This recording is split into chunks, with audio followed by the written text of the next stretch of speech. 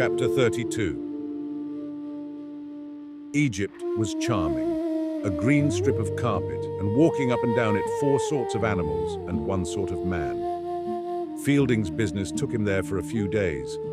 He re-embarked at Alexandria, bright blue sky, constant wind, clean low coastline, as against the intricacies of Bombay.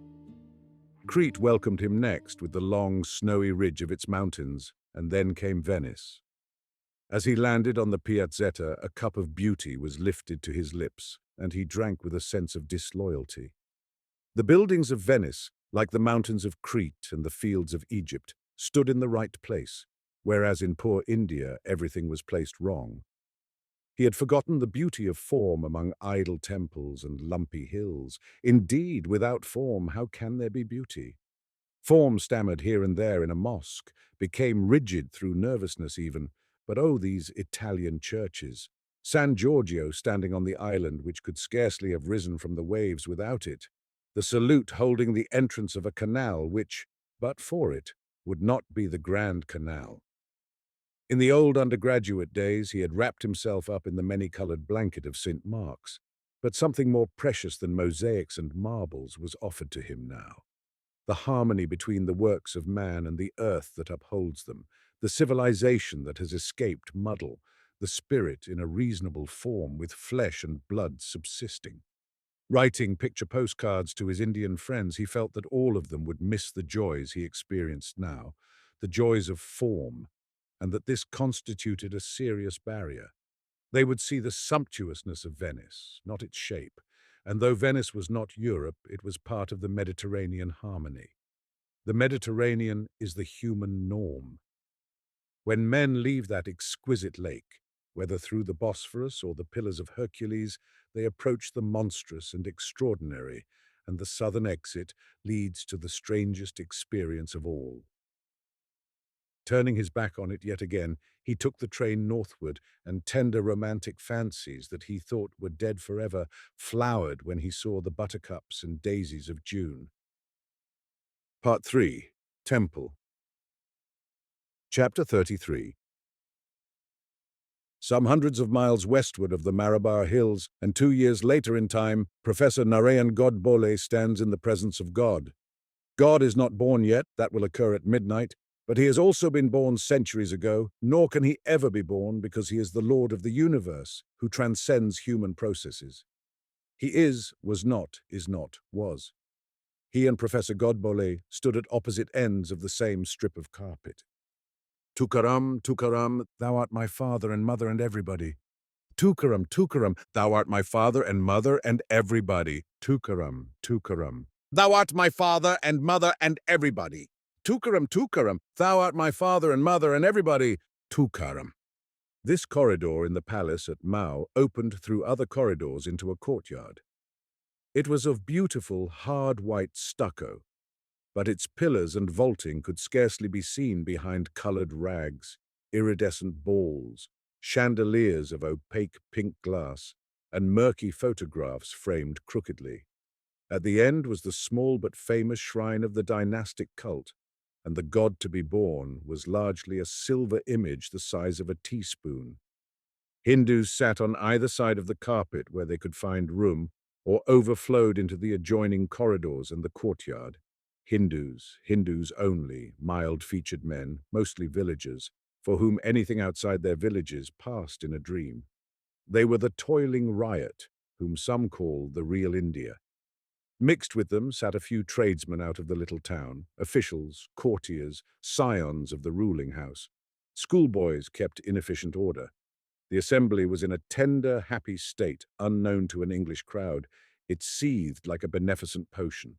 When the villagers broke cordon for a glimpse of the silver image, a most beautiful and radiant expression came into their faces, a beauty in which there was nothing personal, for it caused them all to resemble one another during the moment of its indwelling, and only when it was withdrawn did they revert to individual clods. And so with the music. Music there was, but from so many sources that the sum total was untrammelled. The braying, banging, crooning melted into a single mass which trailed round the palace before joining the thunder. Rain fell at intervals throughout the night. It was the turn of Professor Godbol's choir. As Minister of Education, he gained this special honor. When the previous group of singers dispersed into the crowd, he pressed forward from the back, already in full voice, that the chain of sacred sounds might be uninterrupted. He was barefoot and in white. He wore a pale blue turban. His gold pince-nez had caught in a jasmine garland and lay sideways down his nose. He and the 6 colleagues who supported him clashed their cymbals, hit small drums, droned upon a portable harmonium, and sang, "Tukaram, Tukaram, thou art my father and mother and everybody. Tukaram, Tukaram, thou art my father and mother and everybody. Tukaram, Tukaram." They sang not even to the God who confronted them, but to a saint. They did not one thing which the non-Hindu would feel dramatically correct. This approaching triumph of India was a muddle, as we call it, a frustration of reason and form. Where was the God himself, in whose honor the congregation had gathered? Indistinguishable in the jumble of his own altar, huddled out of sight amid images of inferior descent, smothered under rose leaves, overhung by oleographs, outblazed by golden tablets representing the Raja's ancestors, and entirely obscured, when the wind blew, by the tattered foliage of a banana. Hundreds of electric lights had been lit in his honor, worked by an engine whose thumps destroyed the rhythm of the hymn. Yet his face could not be seen. Hundreds of his silver dishes were piled around him with the minimum of effect. The inscriptions which the poets of the state had composed were hung where they could not be read, or had twitched their drawing pins out of the stucco, and one of them, composed in English to indicate his universality, consisted by an unfortunate slip of the draftsman of the words, "God see love, God see love. Is this the first message of India?" "Tukaram, Tukaram," continued the choir, reinforced by a squabble behind the purdah curtain, where 2 mothers tried to push their children at the same moment to the front. A little girl's leg shot out like an eel. In the courtyard, drenched by the rain, the small Europeanized band stumbled off into a waltz. Nights of gladness they were playing. The singers were not perturbed by this rival. They lived beyond competition.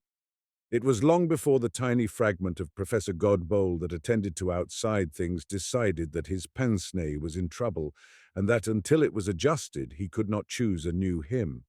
He laid down one cymbal, with the other he clashed the air, with his free hand he fumbled at the flowers round his neck. A colleague assisted him. Singing into one another's grey moustaches, they disentangled the chain from the tinsel into which it had sunk.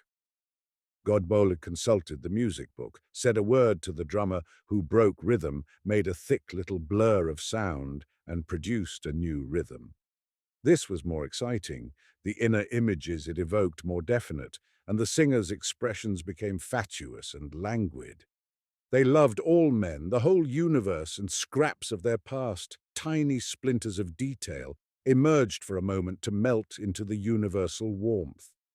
Thus Godbole, though she was not important to him, remembered an old woman he had met in Chandrapur days.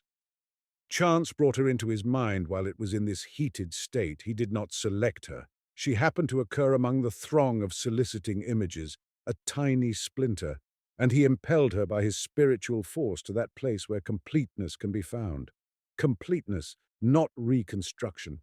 His senses grew thinner. He remembered a wasp seen he forgot where, perhaps on a stone. He loved the wasp equally. He impelled it likewise. He was imitating God. And the stone where the wasp clung, could he? No, he could not. He had been wrong to attempt the stone. Logic and conscious effort had seduced. He came back to the strip of red carpet and discovered that he was dancing upon it. Up and down, a third of the way to the altar and back again, clashing his cymbals, his little legs twinkling, his companions dancing with him and each other.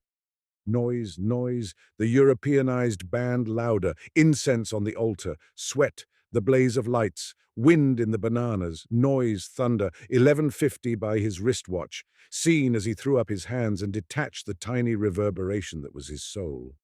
Louder shouts in the crowd. He danced on. The boys and men who were squatting in the aisles were lifted forcibly and dropped without changing their shapes into the laps of their neighbors. Down the path thus cleared advanced a litter. It was the aged ruler of the state brought against the advice of his physicians to witness the birth ceremony. No one greeted the Raja, nor did he wish it. This was no moment for human glory, nor could the litter be set down, lest it defiled the temple by becoming a throne. He was lifted out of it while its feet remained in air and deposited on the carpet close to the altar. His immense beard was straightened, his legs tucked under him. A paper containing red powder was placed in his hand. There he sat, leaning against a pillar, exhausted with illness, his eyes magnified by many unshed tears. He had not to wait long.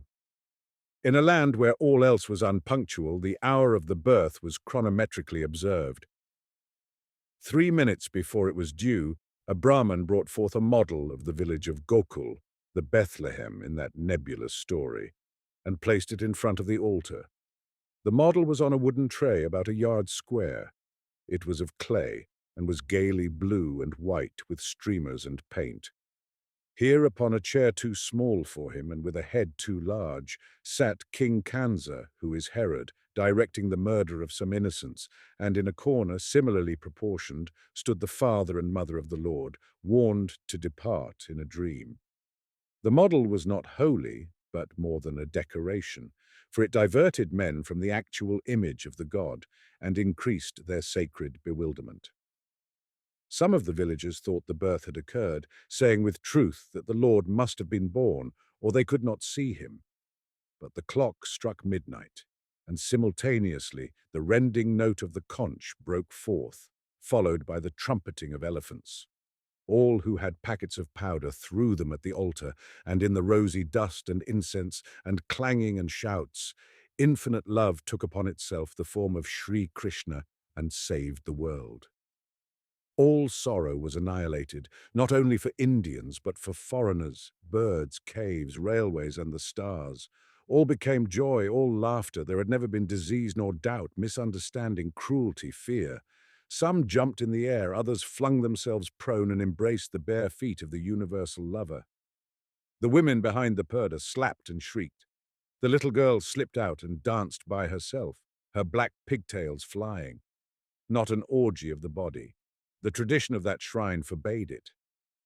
But the human spirit had tried by a desperate contortion to ravish the unknown, flinging down science and history in the struggle, yes, beauty herself. Did it succeed? Books written afterwards say yes. But how, if there is such an event, can it be remembered afterwards? How can it be expressed in anything but itself? Not only from the unbeliever are mysteries hid, but the adept himself cannot retain them. He may think, if he chooses, that he has been with God, but as soon as he thinks it, it becomes history and falls under the rules of time. A cobra of papier-mâché now appeared on the carpet, also a wooden cradle swinging from a frame. Professor Godbole approached the latter with a red silk napkin in his arms. The napkin was God, not that it was, and the image remained in the blur of the altar. It was just a napkin, folded into a shape which indicated a baby's.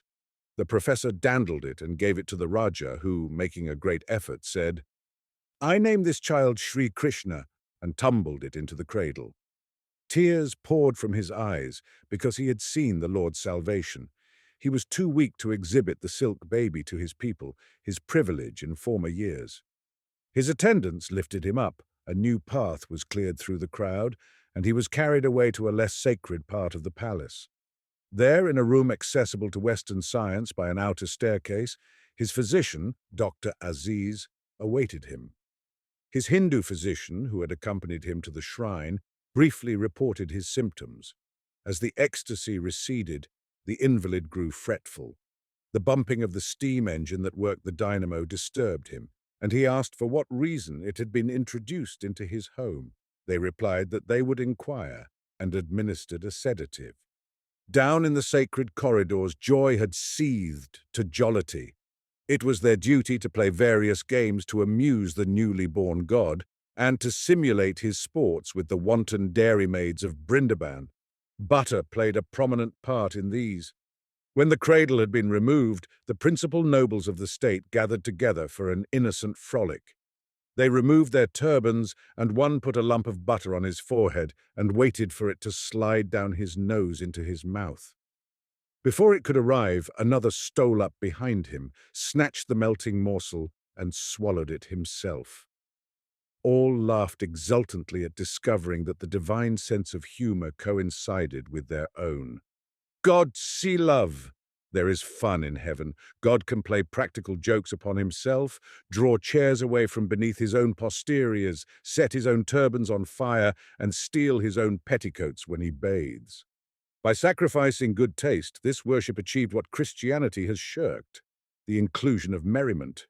All spirit as well as all matter must participate in salvation, and if practical jokes are banned, the circle is incomplete.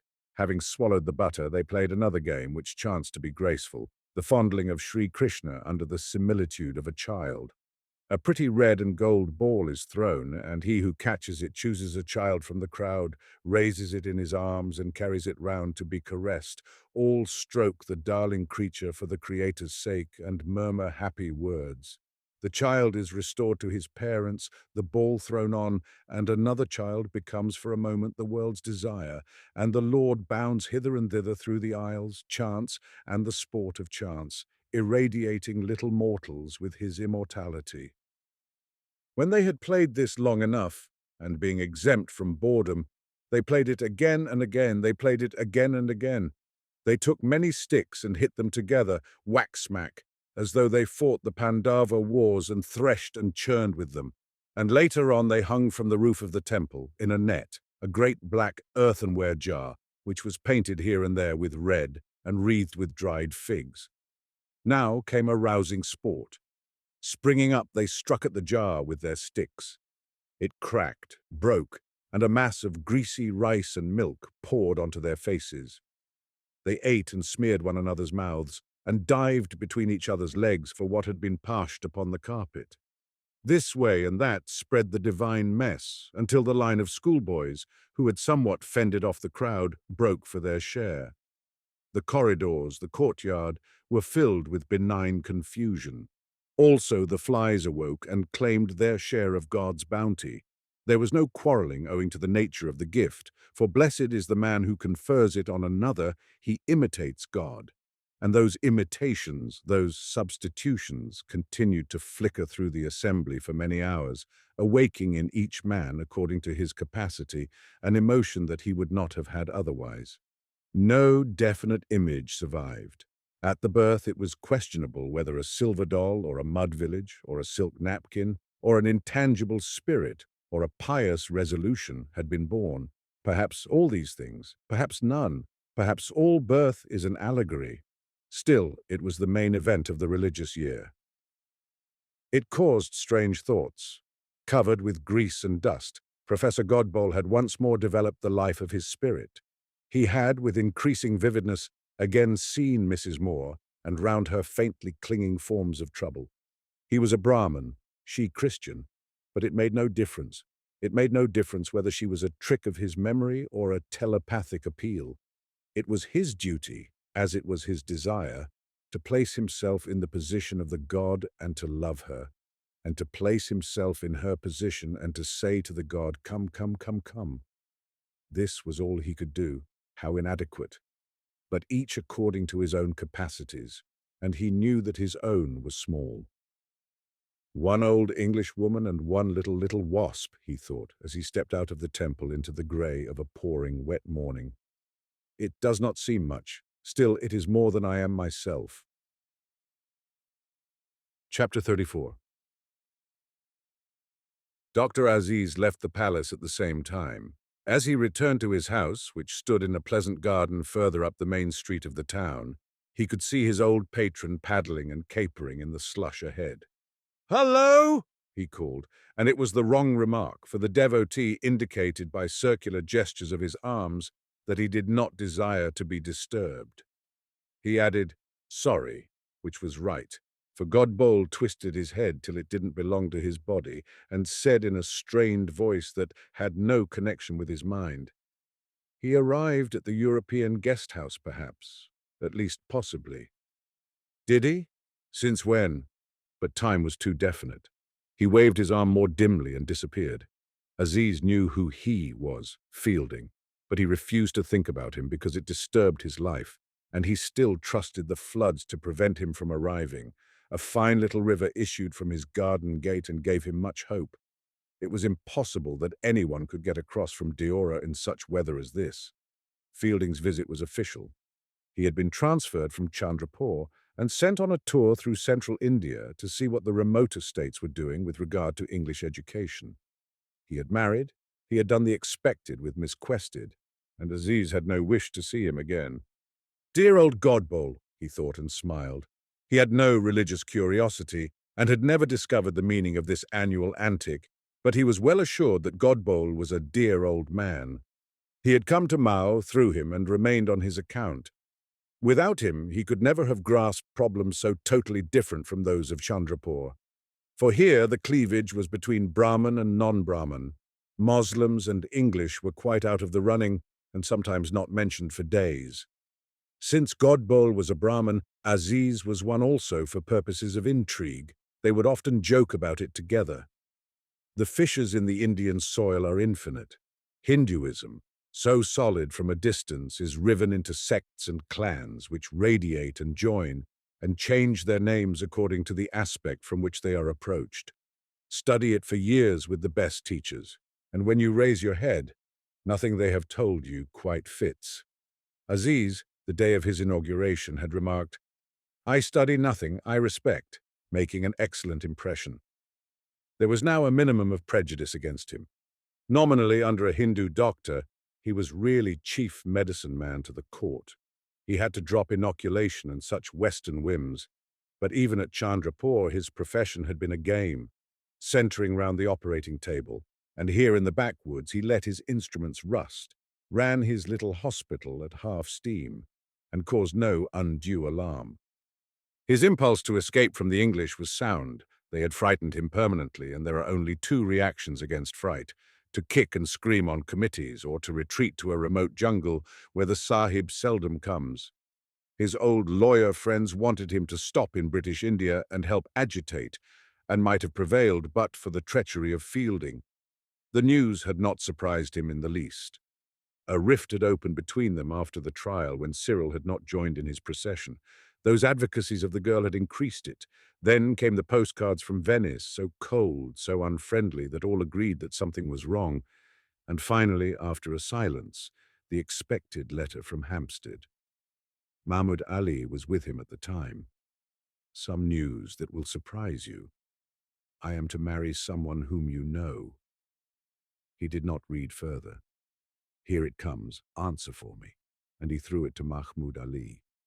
Subsequent letters he destroyed unopened. It was the end of a foolish experiment, and though sometimes at the back of his mind he felt that Fielding had made sacrifices for him, it was now all confused with his genuine hatred of the English.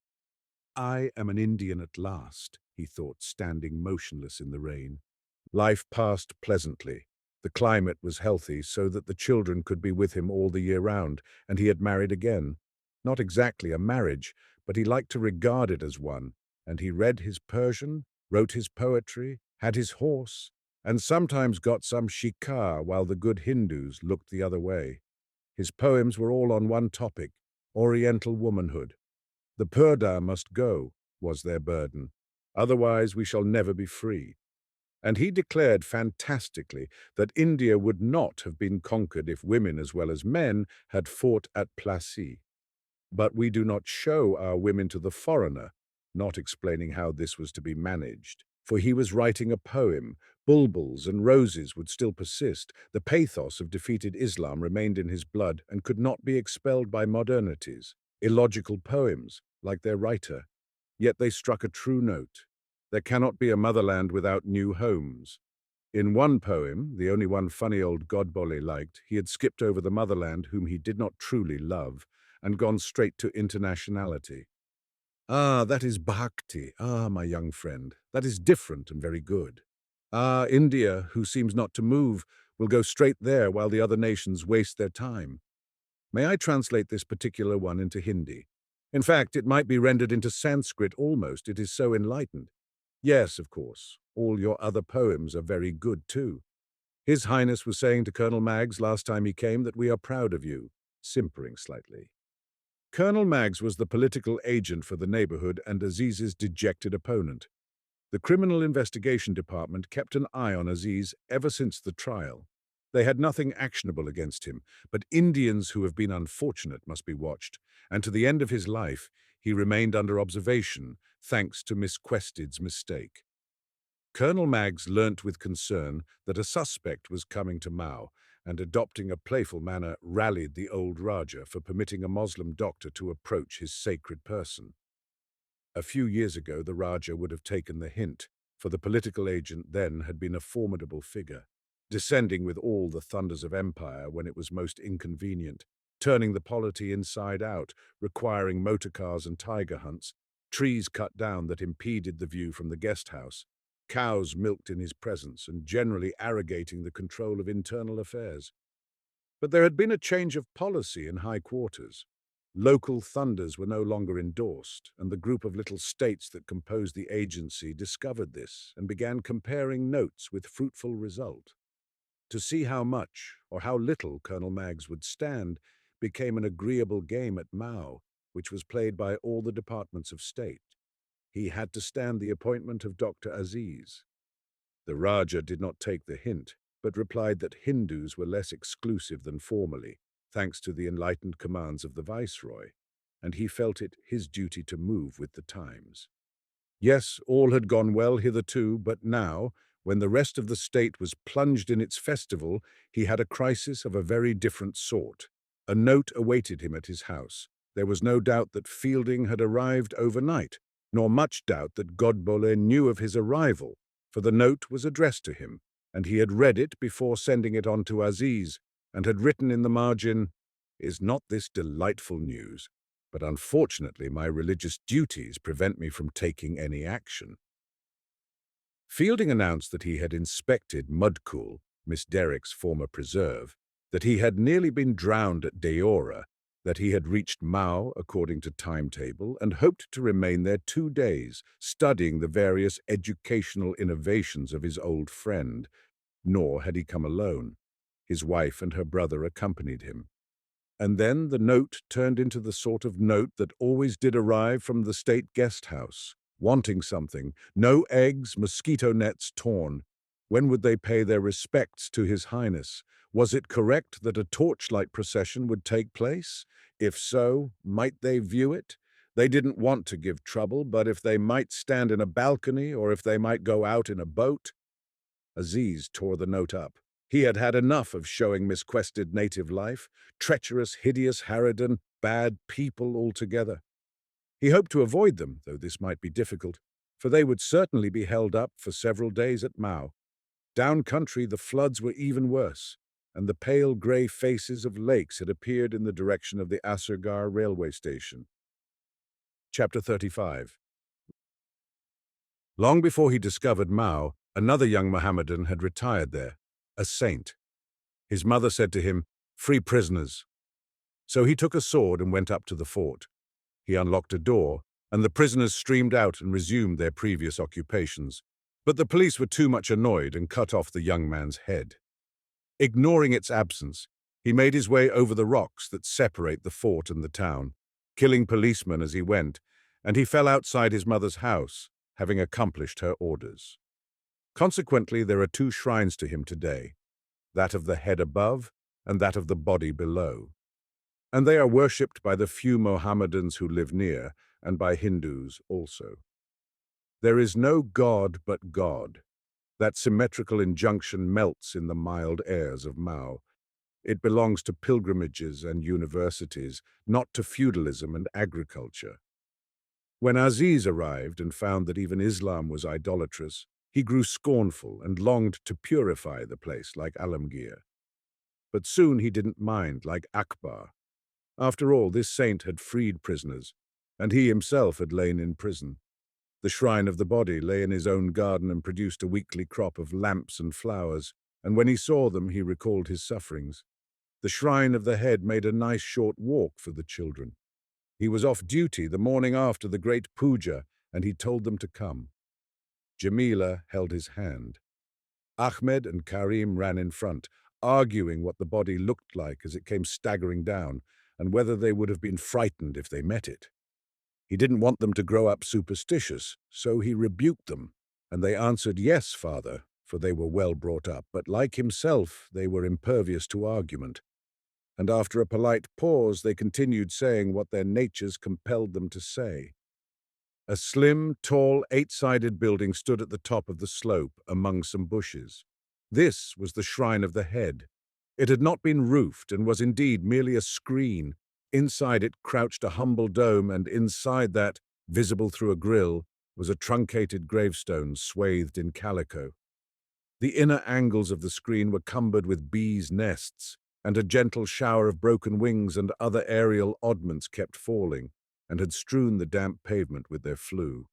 Ahmed, apprised by Mohammed Latif of the character of the bee, said, "They will not hurt us, whose lives are chaste," and pushed boldly in.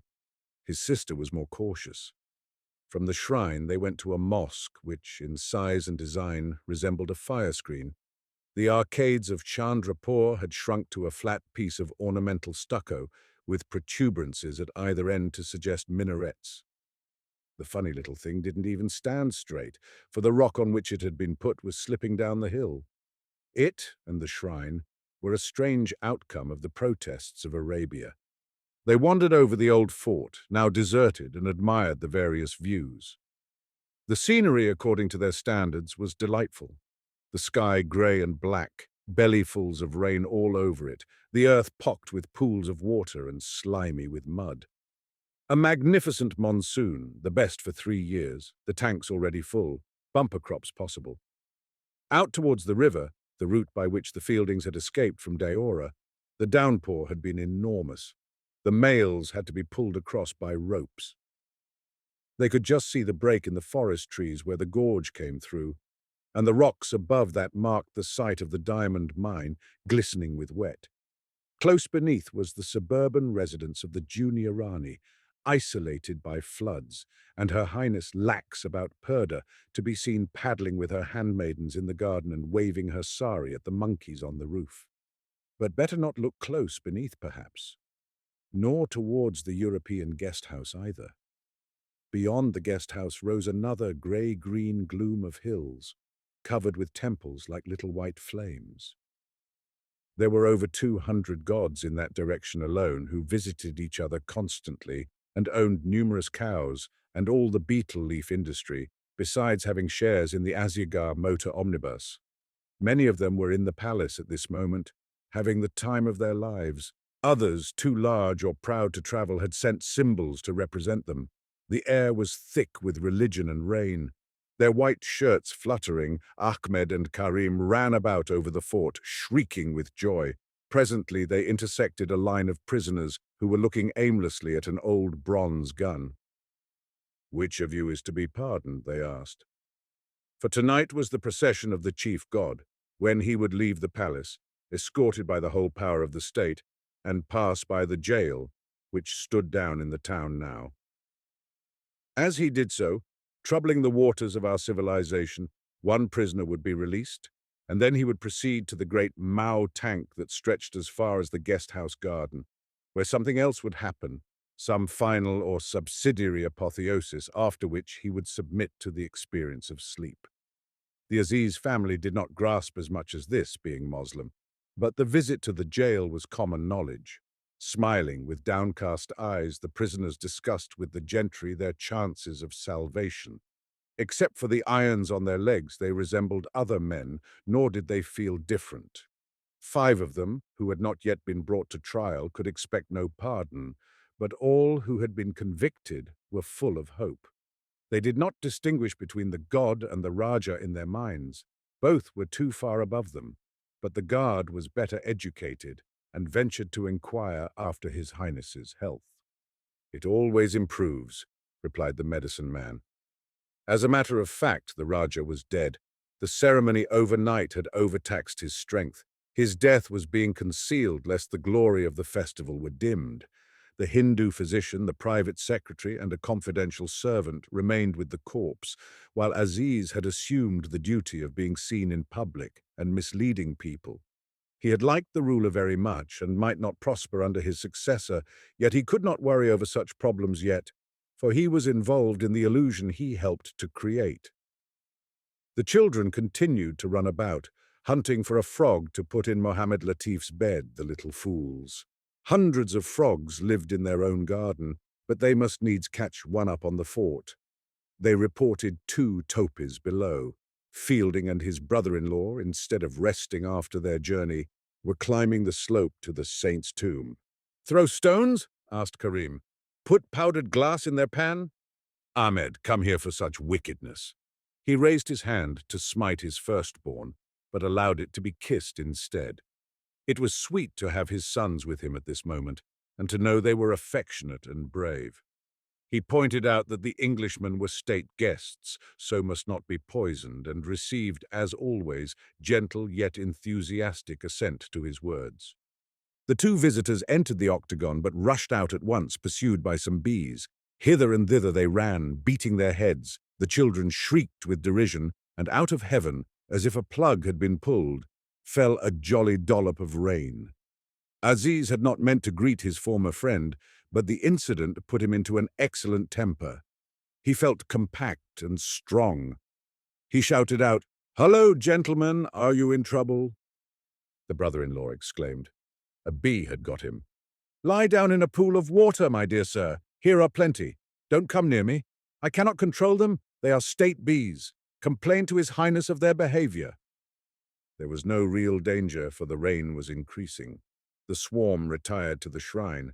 He went up to the stranger and pulled a couple of stings out of his wrist, remarking, "Come, pull yourself together and be a man."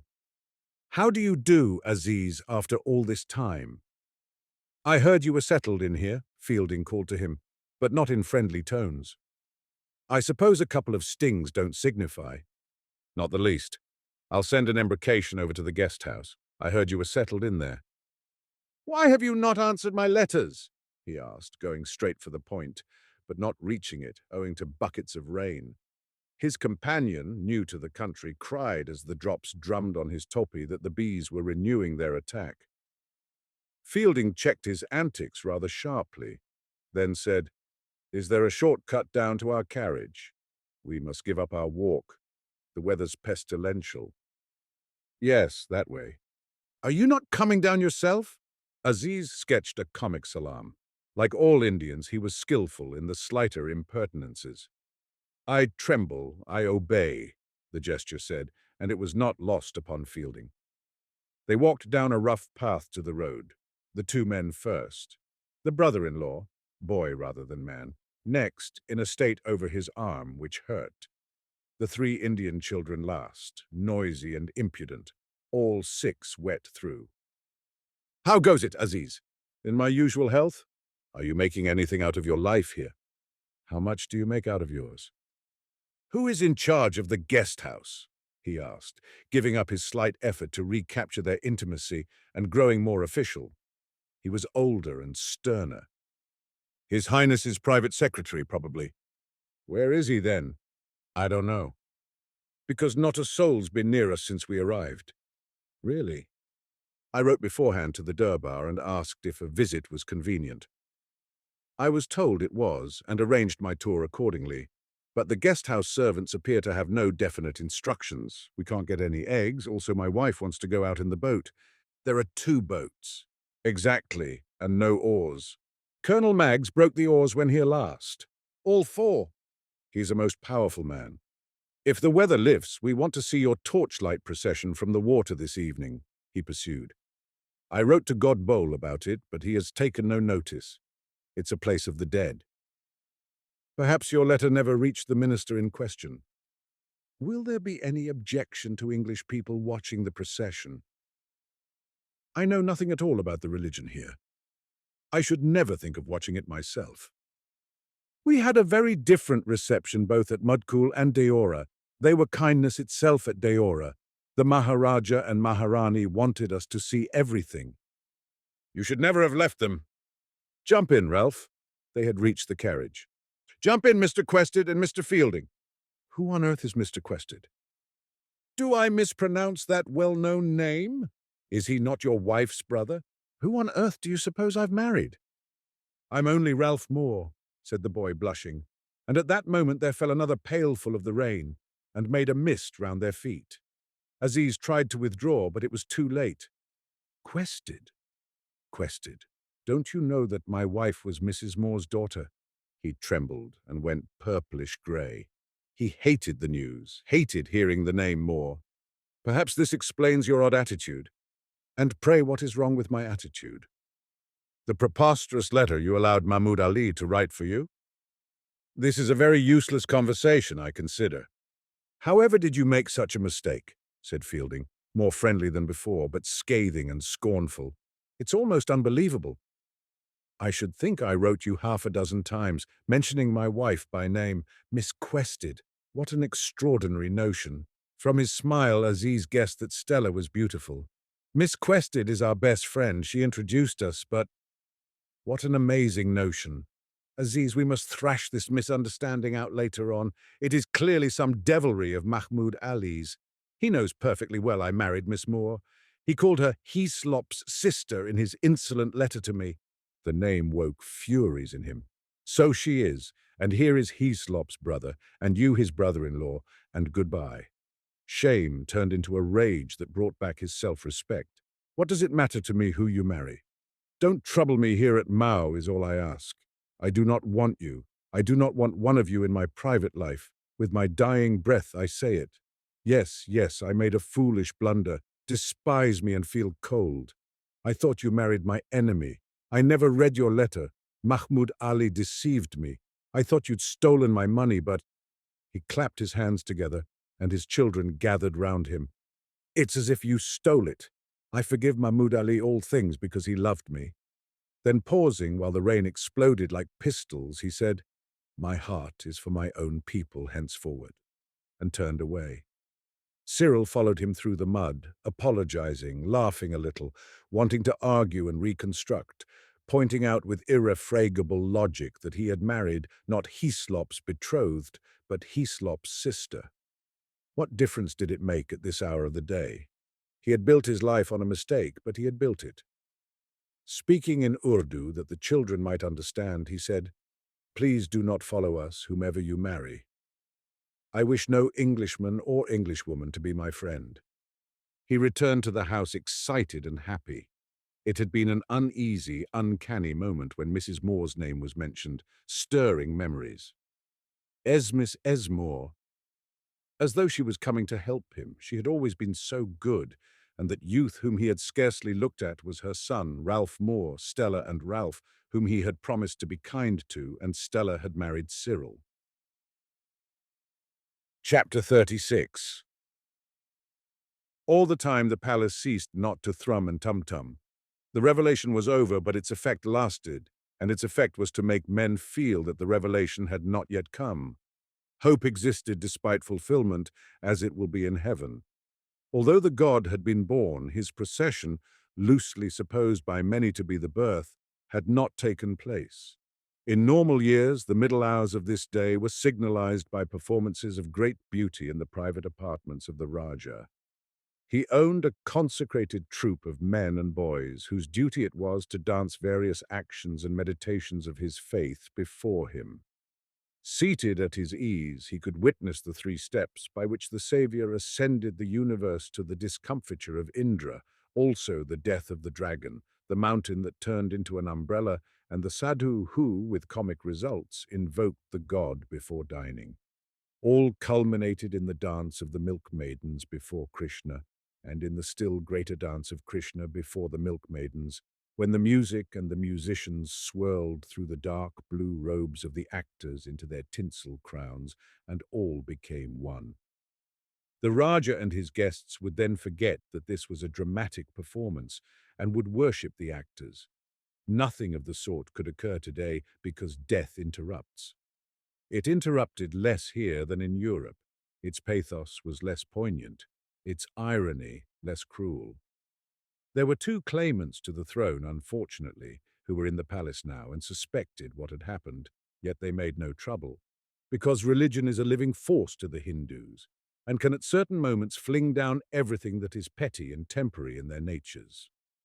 The festival flowed on, wild and sincere, and all men loved each other, and avoided by instinct whatever could cause inconvenience or pain. Aziz could not understand this any more than an average Christian could. He was puzzled that Mao should suddenly be purged from suspicion and self-seeking. Although he was an outsider and excluded from their rites, they were always particularly charming to him at this time. He and his household received small courtesies and presents just because he was outside. He had nothing to do all day except to send the embrocation over to the guest house.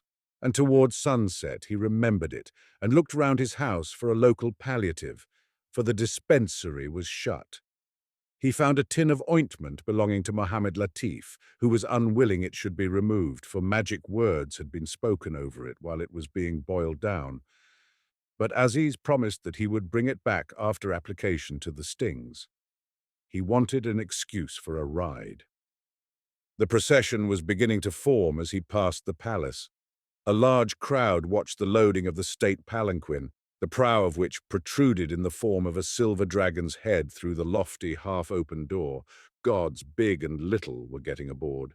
He averted his eyes, for he never knew how much he was supposed to see, and nearly collided with the Minister of Education.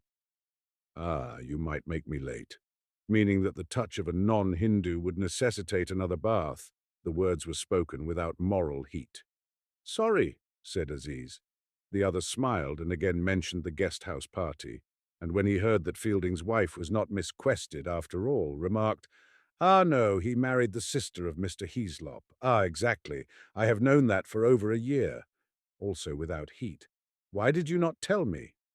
Your silence plunged me into a pretty pickle Godboll, who had never been known to tell anyone anything, smiled again and said in deprecating tones, "Never be angry with me. I am, as far as my limitations permit, your true friend. Besides, it is my holy festival." Aziz always felt like a baby in that strange presence, a baby who unexpectedly receives a toy. He smiled also and turned his horse into a lane, for the crush increased. The sweepers' band was arriving. Playing on sieves and other emblems of their profession, they marched straight at the gate of the palace with the air of a victorious army. All other music was silent, for this was ritually the moment of the despised and rejected. The god could not issue from his temple until the unclean sweepers played their tune. They were the spot of filth without which the spirit cannot cohere.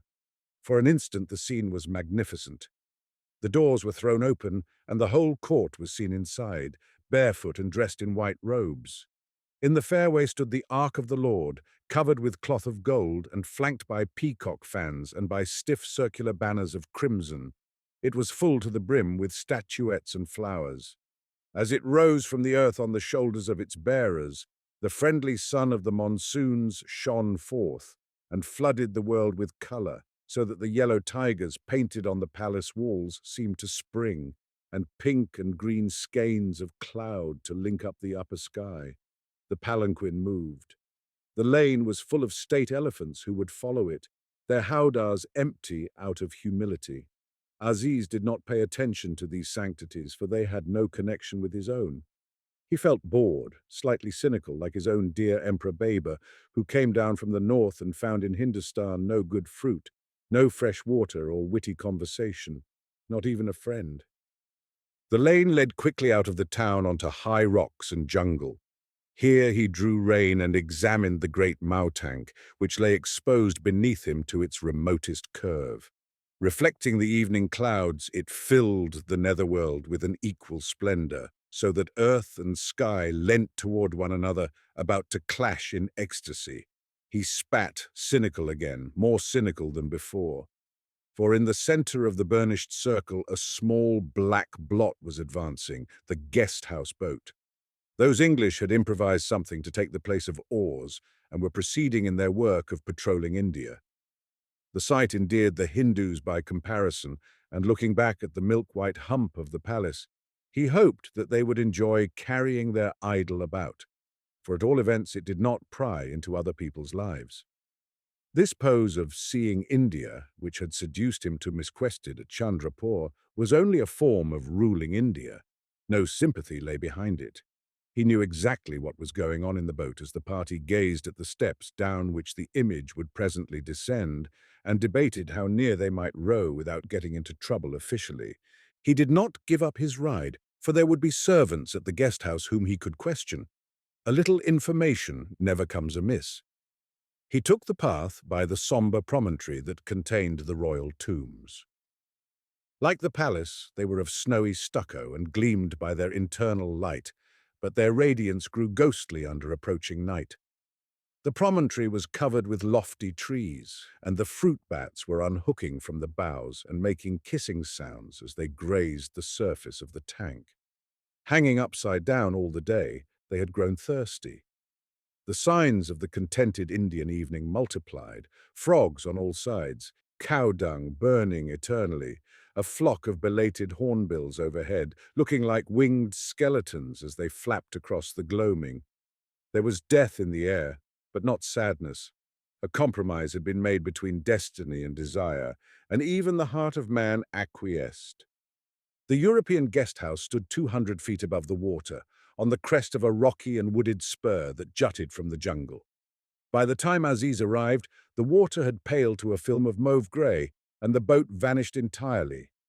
A sentry slept in the guest house porch. Lamps burned in the cruciform of the deserted rooms. He went from one room to another, inquisitive and malicious. 2 letters lying on the piano rewarded him, and he pounced and read them promptly. He was not ashamed to do this. The sanctity of private correspondence has never been ratified by the East. Moreover, Mr. McBride had read all his letters in the past and spread their contents. One letter, the more interesting of the two, was from Heaslop to Fielding. It threw light on the mentality of his former friend, and it hardened him further against him. Much of it was about Ralph Moore, who appeared to be almost an imbecile.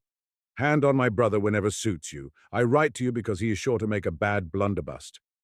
Then, "I quite agree. Life is too short to cherish grievances. Also, I'm relieved you feel able to come into line with the oppressors of India to some extent. We need all the support we can get. I hope that next time Stella comes my way, she will bring you with her, when I will make you as comfortable as a bachelor can. It's certainly time we met.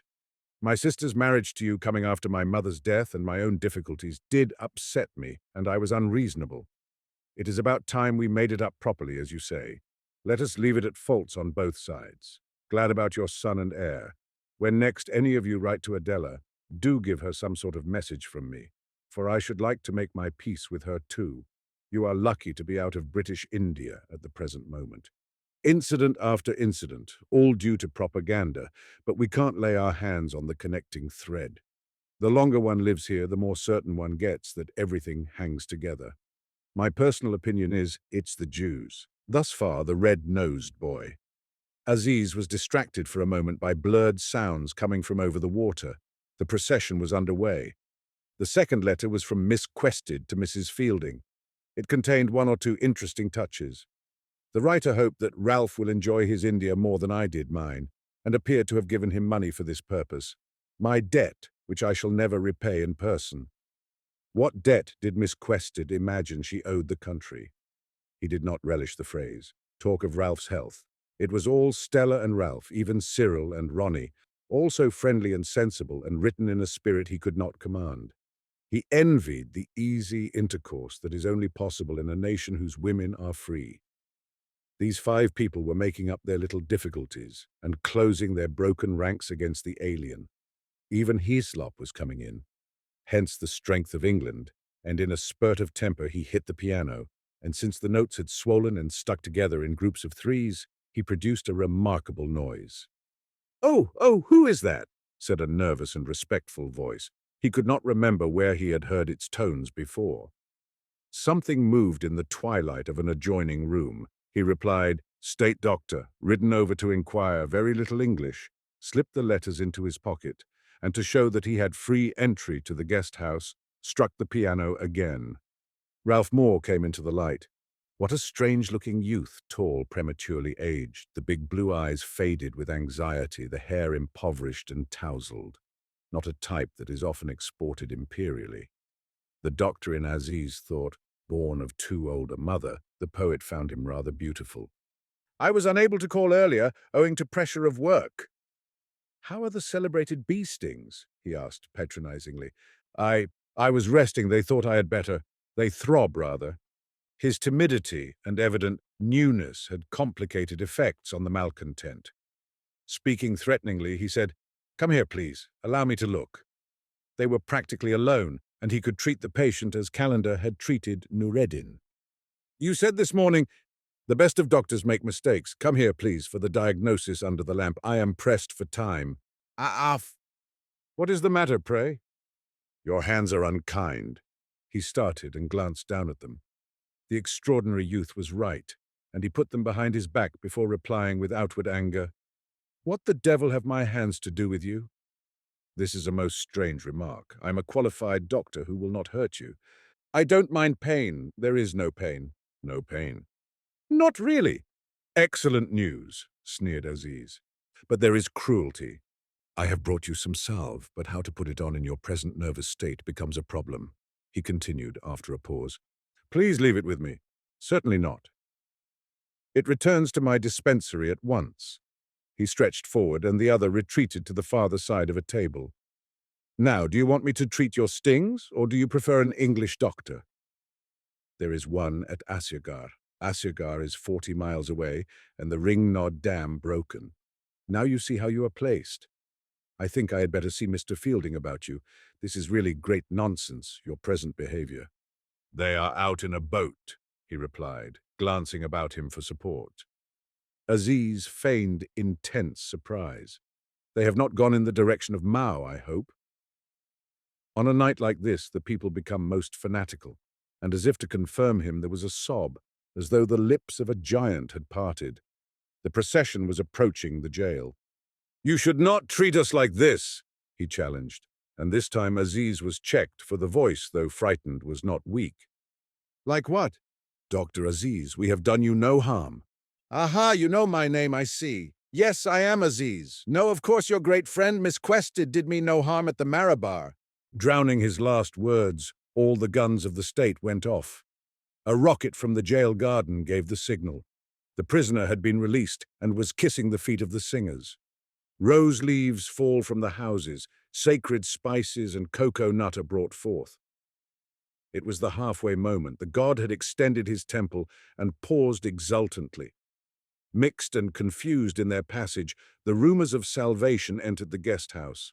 They were startled and moved onto the porch, drawn by the sudden illumination. The bronze gun up on the fort kept flashing. The town was a blur of light in which the houses seemed dancing and the palace waving little wings. The water below, the hills and sky above, were not involved as yet. There was still only a little light and song struggling among the shapeless lumps of the universe.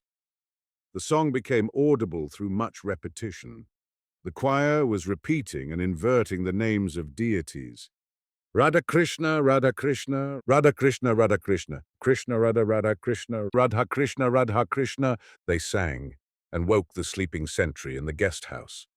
He leant upon his iron-tipped spear. "I must go back now, good night," said Aziz, and held out his hand, completely forgetting that they were not friends and focusing his heart on something more distant than the caves, something beautiful. His hand was taken, and then he remembered how detestable he had been and said gently, "Don't you think me unkind any more?" "No." "How can you tell, you strange fellow?" "Not difficult, the one thing I always know." "Can you always tell whether a stranger is your friend?" "Yes." "Then you are an Oriental." He unclasped as he spoke with a little shudder. Those words, he had said them to Mrs. Moore in the mosque in the beginning of the cycle from which, after so much suffering, he had got free. Never be friends with the English. Mosque, caves, mosque, caves. And here he was, starting again. He handed the magic ointment to him. "Take this. Think of me when you use it. I shall never want it back. I must give you one little present, and it is all I have got. You are Mrs. Moore's son." "I am that," he murmured to himself, and a part of Aziz's mind that had been hidden seemed to move and force its way to the top. But you are Heslop's brother also, and alas, the two nations cannot be friends. I know, not yet. Did your mother speak to you about me? Yes. And with a swerve of voice and body that Aziz did not follow, he added, in her letters, in her letters. She loved you. Yes, your mother was my best friend in all the world. He was silent, puzzled by his own great gratitude. What did this eternal goodness of Mrs. Moore amount to? To nothing if brought to the test of thought. She had not borne witness in his favour, nor visited him in the prison, yet she had stolen to the depths of his heart, and he always adored her. This is our monsoon, the best weather, he said, while the lights of the procession waved as though embroidered on an agitated curtain. How I wish she could have seen them, our rains. Now is the time when all things are happy, young and old. They are happy out there with their savage noise, though we cannot follow them. The tanks are all full, so they dance, and this is India. I wish you were not with officials, then I would show you my country, but I cannot. Perhaps I will just take you out on the water now for one short half hour. Was the cycle beginning again? His heart was too full to draw back. He must slip out in the darkness and do this one act of homage to Mrs. Moore's son. He knew where the oars were, hidden to deter the visitors from going out, and he brought the second pair in case they met the other boat. The Fieldings had pushed themselves out with long poles and might get into difficulties, for the wind was rising. Once on the water, he became easy. One kind action was with him always a channel for another, and soon the torrent of his hospitality gushed forth, and he began doing the honours of Mao and persuading himself that he understood the wild procession, which increased in lights and sounds as the complications of its ritual developed. There was little need to row, for the freshening gale blew them in the direction they desired. Thorns scratched the keel, they ran into an islet and startled some cranes. The strange, temporary life of the August floodwater bore them up and seemed as though it would last forever. The boat was a rudderless dinghy. Huddled up in the stern with the spare pair of oars in his arms, the guest asked no questions about details. There was presently a flash of lightning, followed by a second flash, little red scratches on the ponderous sky. "Was that the Rajah?" he asked. What do you mean?" "Row back." "But there's no Rajah, nothing." "Row back, you will see what I mean." Aziz found it hard work against the advancing wind, but he fixed his eyes on the pin of light that marked the guest house and backed a few strokes. There! Floating in the darkness was a king who sat under a canopy in shining royal robes. "I can't tell you what that is, I'm sure," he whispered. "His Highness is dead. I think we should go back at once." They were close to the promontory of the tombs, and had looked straight into the chhatri of the Rajah's father through an opening in the trees. That was the explanation. He had heard of the image, made to imitate life at enormous expense, but he had never chanced to see it before, though he frequently rowed on the lake. There was only one spot from which it could be seen, and Ralph had directed him to it. Hastily he pulled away, feeling that his companion was not so much a visitor as a guide. He remarked, "Shall we go back now?" "There is still the procession." "I'd rather not go nearer. They have such strange customs, and might hurt you." "A little nearer." Aziz obeyed. He knew with his heart that this was Mrs. Moore's son, and indeed until his heart was involved he knew nothing. Radha Krishna, Radha Krishna, Radha Krishna, Radha Krishna, Krishna Radha, went the chant, then suddenly changed, and in the interstice he heard almost certainly the syllables of salvation that had sounded during his trial at Chandrapur. "Mr. Moore, don't tell anyone that the Rajah is dead. It is a secret still, I am supposed not to say. We pretend he is alive until after the festival to prevent unhappiness. Do you want to go still nearer?" "Yes." He tried to keep the boat out of the glare of the torches that began to star the other shore. Rockets kept going off, also the guns. Suddenly, closer than he had calculated, the palanquin of Krishna appeared from behind a ruined wall and descended the carven, glistening water steps. On either side of it the singers tumbled, a woman prominent, a wild and beautiful young saint with flowers in her hair. She was praising God without attributes. Thus did she apprehend him.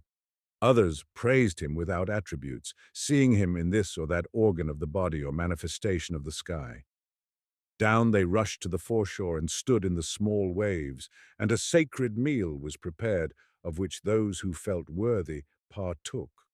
Old Godboll detected the boat, which was drifting in on the gale, and he waved his arms, whether in wrath or joy, Aziz never discovered. Above stood the secular power of Mao, elephants, artillery, crowds, and high above them a wild tempest started, confined at first to the upper regions of the air. Gusts of wind mixed darkness and light. Sheets of rain cut from the north, stopped, cut from the south, began rising from below, and across them struggled the singers, sounding every note but terror, and preparing to throw God away, God himself, not that God can be thrown, into the storm. Thus was he thrown year after year, and were others thrown, little images of Ganpati, baskets of 10-day corn, tiny tazias after Mohuram, scapegoats, husks, emblems of passage, a passage not easy, not now, not here, not to be apprehended except when it is unattainable. The god to be thrown was an emblem of that. The village of Gokul reappeared upon its tray. It was the substitute for the silver image, which never left its haze of flowers. On behalf of another symbol it was to perish. A servitor took it in his hands and tore off the blue and white streamers. He was naked, broad-shouldered, thin-waisted, the Indian body again triumphant, and it was his hereditary office to close the gates of salvation. He entered the dark waters, pushing the village before him, until the clay dolls slipped off their chairs and began to gutter in the rain, and King Kanza was confounded with the father and mother of the Lord. Dark and solid, the little waves sipped, then a great wave washed, and then English voices cried, "Take care!" The boats had collided with each other. The four outsiders flung out their arms and grappled, and with oars and poles sticking out revolved like a mythical monster in the whirlwind. The worshippers howled with wrath or joy as they drifted forward helplessly against the servitor. Who awaited them? His beautiful dark face expressionless, and as the last morsels melted on his tray, it struck them. The shock was minute, but Stella, nearest to it, shrank into her husband's arms, then reached forward, then flung herself against Aziz, and her motions capsized them. They plunged into the warm, shallow water and rose struggling into a tornado of noise. The oars, the sacred tray, the letters of Ronnie and Adela broke loose and floated confusedly. Artillery was fired, drums beaten, the elephants trumpeted, and drowning all an immense peal of thunder unaccompanied by lightning cracked like a mallet on the dome. That was the climax, as far as India admits of one. The rain settled in steadily to its job of wetting everybody and everything through, and soon spoiled the cloth of gold on the palanquin and the costly disc-shaped banners. Some of the torches went out, fireworks didn't catch. There began to be less singing, and the tray returned to Professor Godboll, who picked up a fragment of the mud adhering and smeared it on his forehead without much ceremony. Whatever had happened, and while the intruders picked themselves up, the crowds of Hindus began a desultory move back into the town. The image went back too, and on the following day underwent a private death of its own, when some curtains of magenta and green were lowered in front of the dynastic shrine. The singing went on even longer. Ragged edges of religion, unsatisfactory and undramatic tangles. God is love. Looking back at the great blur of the last 24 hours, no man could say where was the emotional center of it, any more than he could locate the heart of a cloud. Chapter 37. Friends again, yet aware that they could meet no more, Aziz and Fielding went for their last ride in the Mao jungles. The floods had abated, and the Rajah was officially dead, so the guest-house party were departing next morning, as decorum required. What with the mourning and the festival, the visit was a failure. Fielding had scarcely seen Godboll, who promised every day to show him over the King Emperor George V High School, his main objective, but always made some excuse. This afternoon Aziz let out what had happened. The king-emperor had been converted into a granary, and the Minister of Education did not like to admit this to his former principal. The school had been opened only last year by the agent to the Governor-General, and it still flourished on paper. He hoped to start it again before its absence was remarked, and to collect its scholars before they produced children of their own. Fielding laughed at the tangle and waste of energy, but he did not travel as lightly as in the past. Education was a continuous concern to him because his income and the comfort of his family depended on it. He knew that few Indians think education good in itself, and he deplored this now on the widest grounds. He began to say something heavy on the subject of native states, but the friendliness of Aziz distracted him.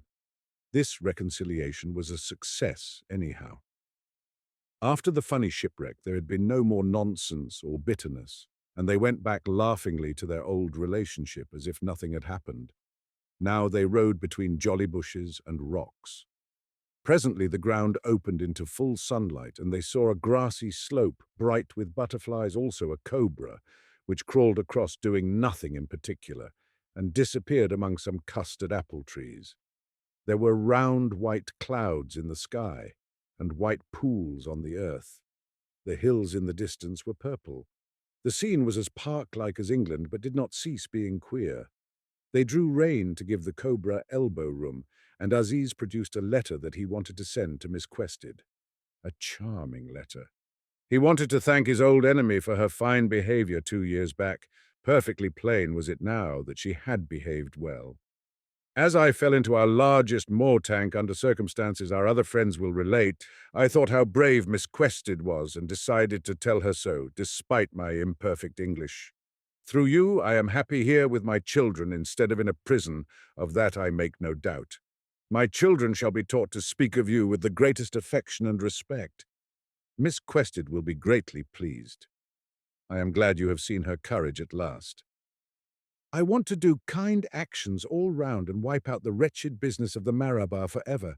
I have been so disgracefully hasty, thinking you meant to get hold of my money. As bad a mistake as the cave itself. Aziz, I wish you would talk to my wife. She too believes that the Marabar is wiped out. How so? I don't know. Perhaps she might tell you. She won't tell me. She has ideas I don't share. Indeed, when I'm away from her, I think them ridiculous. When I'm with her, I suppose because I'm fond of her, I feel different. I feel half dead and half blind. My wife's after something. You and I and Miss Quested are, roughly speaking, not after anything. We jog on as decently as we can, you a little in front, a laudable little party. But my wife is not with us. What are you meaning? Is Stella not faithful to you, Cyril? This fills me with great concern. Fielding hesitated. He was not quite happy about his marriage. He was passionate physically again, the final flare-up before the clinkers of middle age, and he knew that his wife did not love him as much as he loved her, and he was ashamed of pestering her. But during the visit to Mao, the situation had improved. There seemed a link between them at last, that link outside either participant that is necessary to every relationship. In the language of theology, their union had been blessed. He could assure Aziz that Stella was not only faithful to him, but likely to become more so, and trying to express what was not clear to himself, he added dully that different people had different points of view. If you won't talk about the Marabar to Stella, why won't you talk to Ralph? He is a wise boy, really. And, same metaphor, he rides a little behind her, though with her. Tell him also I have nothing to say to him, but he is indeed a wise boy and has always one Indian friend. I partly love him because he brought me back to you to say goodbye. For this is goodbye, Cyril, though to think about it will spoil our ride and make us sad. No, we won't think about it. He, too, felt that this was their last free intercourse. All the stupid misunderstandings had been cleared up, but socially they had no meeting place. He had thrown in his lot with Anglo-India by marrying a countrywoman, and he was acquiring some of its limitations, and already felt surprise at his own past heroism. Would he today defy all his own people for the sake of a stray Indian? Aziz was a memento, a trophy. They were proud of each other, yet they must inevitably part. And anxious to make what he could of this last afternoon, he forced himself to speak intimately about his wife, the person most dear to him. He said, "From her point of view, Ma has been a success." It calmed her. Both of them suffer from restlessness. She found something soothing, some solution of her queer troubles here. After a silence, myriads of kisses around them as the earth drew the water in, he continued, "Do you know anything about this Krishna business?"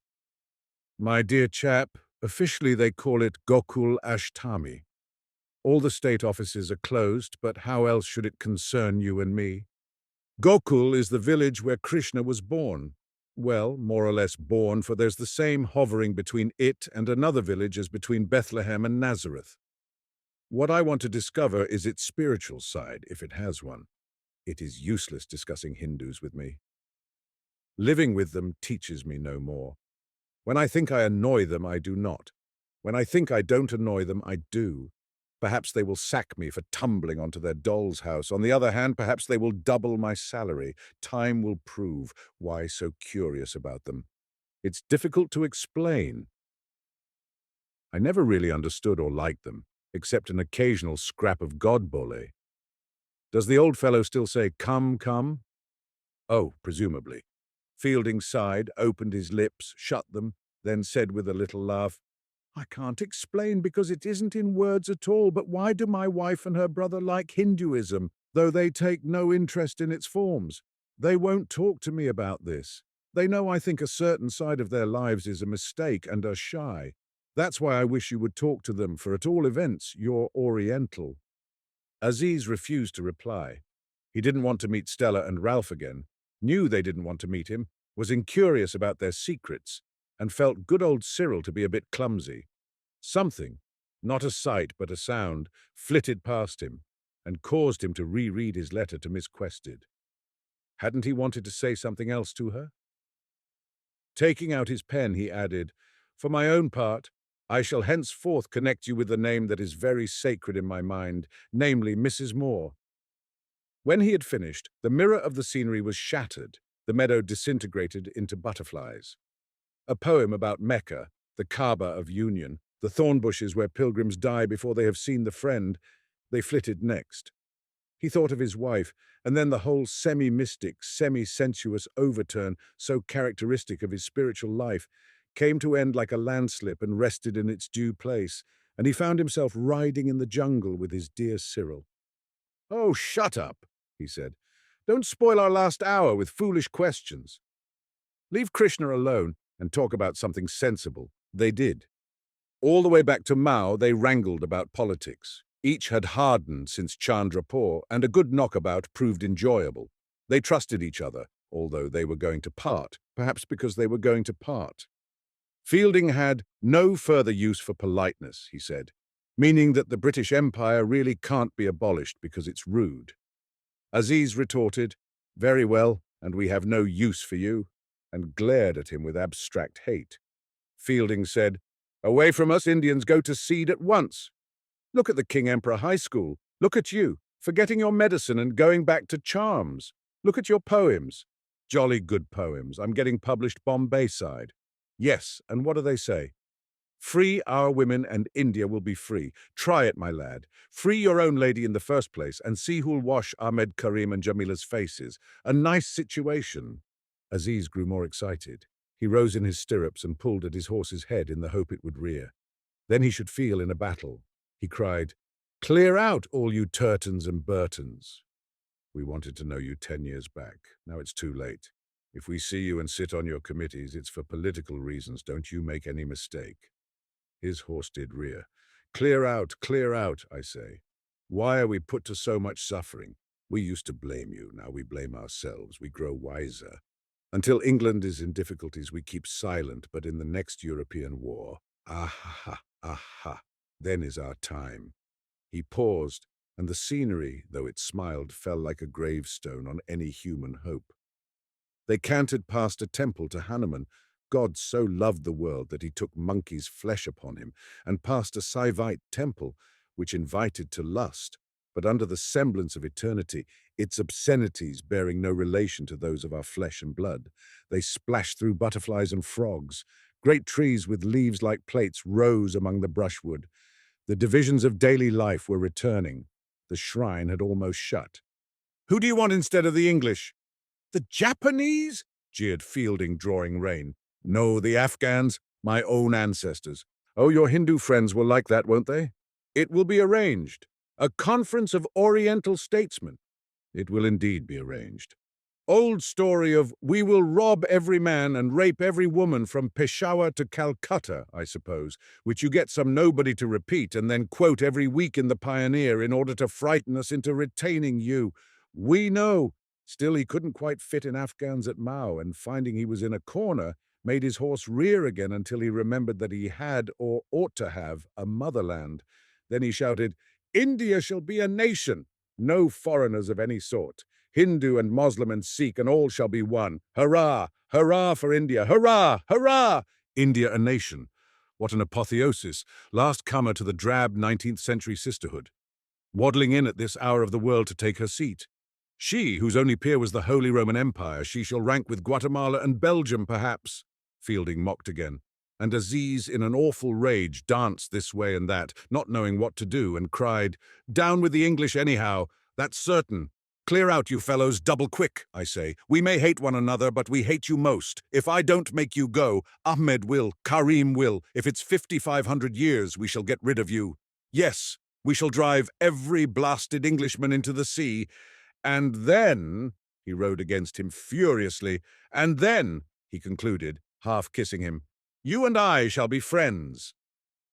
"Why can't we be friends now?" said the other, holding him affectionately. "It's what I want." "It's what you want." But the horses didn't want it. They swerved apart. The earth didn't want it, sending up rocks through which riders must pass single file. The temples, the tank, the jail, the palace, the birds, the carrion, the guest house that came into view as they issued from the gap and saw Mo beneath. They didn't want it, they said in their 100 voices. "No, not yet." And the sky said, "No, not there."